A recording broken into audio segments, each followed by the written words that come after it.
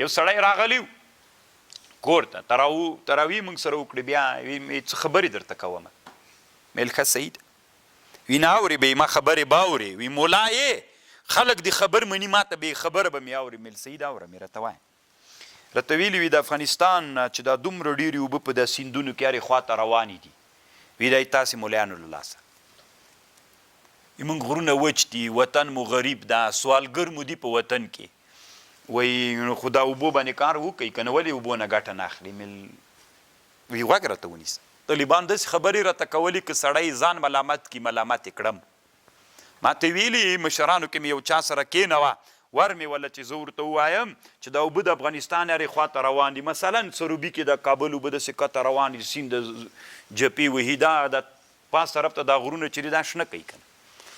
او که نه منئ وی زه یو انسان یم او داسې راته ویلې سم په غوسه یې راته ویلې وی مؤمن یم ایمان مې په زړه کې ده خو ګوره دومره مې زړه تنګ سوی وی 40 کاله عمر لرمه فکر لرم دلته یو چې الله وی راچولی دي لیونی خلک راته وی لیونی نه یم وی فکر لرم شمسی دي که نه ښې ډېرې دي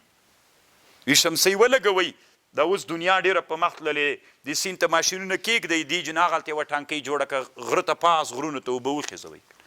چې ومې خېزولي بس ونې کېږدئ واړه واړه پیپونه ورتېر کړئ ډېر لږ اوبه غواړي سم باغونه به جوړ شي خلکو ته به کار پیدا سي یعنې یوه ډېره خطرخه ورسره وله او داسې راته ویلې وی که چېرته دې دا کار ونه که